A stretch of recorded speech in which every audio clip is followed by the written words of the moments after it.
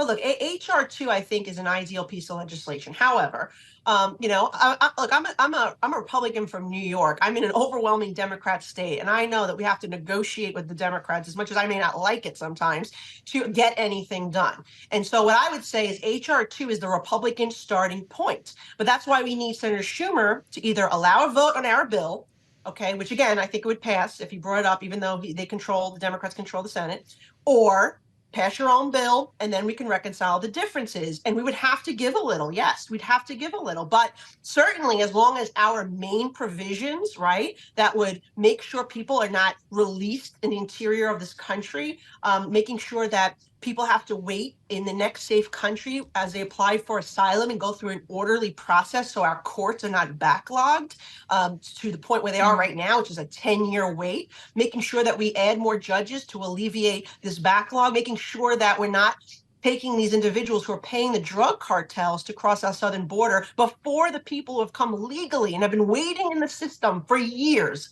Right now, the way the system Joe Biden has it set up is the border crossers are being heard first.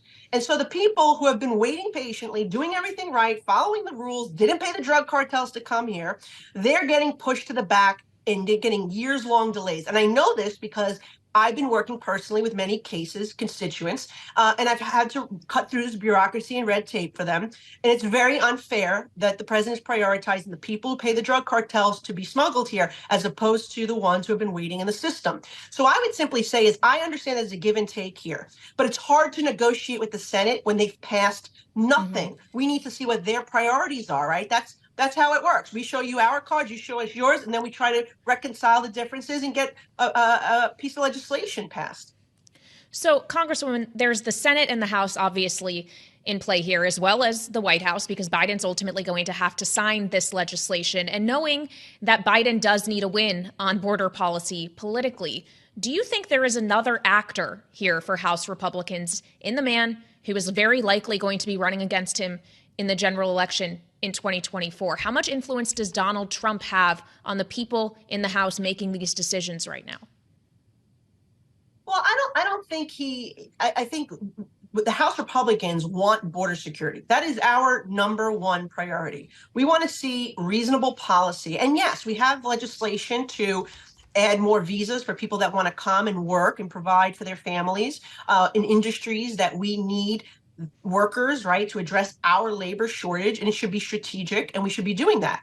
But this idea that we're just going to allow 10 million people to enter our country, 2 million of which we don't know who they are, where they are, or what their intention are, that's the number that CBP estimated has entered our country, is very dangerous when we know fentanyl is killing a record number of Americans. We know that there's sex trafficking, children, women being exploited. When we know that we've caught terrorists at the border that are on the FBI watch list. I mean, this is insane that we would have this type of open border policy in a post 9/11 world. So I think the House is working independently, and this is their priority, regardless of any national figures. I mean, we see this as a real issue, both economic issue, a public safety, national security issue, and it just needs to be addressed. And if Joe Biden will not do something like rescind the executive orders that created this, his executive orders that created this mess, then we need to take action. We got to use every tool and leverage that we have to get the Senate to act. Well, Congresswoman, you say the House is going to make these decisions independently of any actor. So is that essentially you saying even if you do have the former president potentially making noise about a deal, that Mike Johnson and House leadership, which pretty much everyone has endorsed him at this point, would pass it anyway?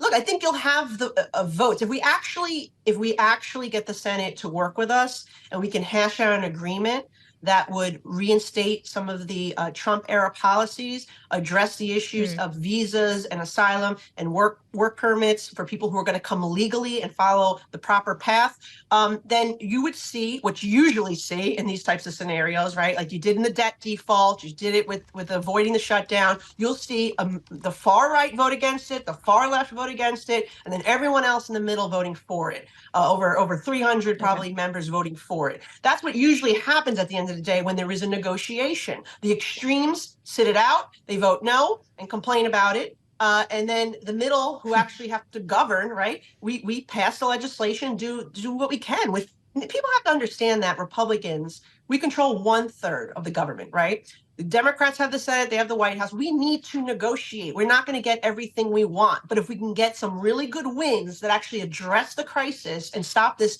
mass migration flow to New York City that's hurting cities like ours, and we can't afford it, and we're seeing citizen services being cut as a result, well, then that's a win, and we should do it. Regardless of who, at the end of the day, will take political credit for it, we need to do the right thing.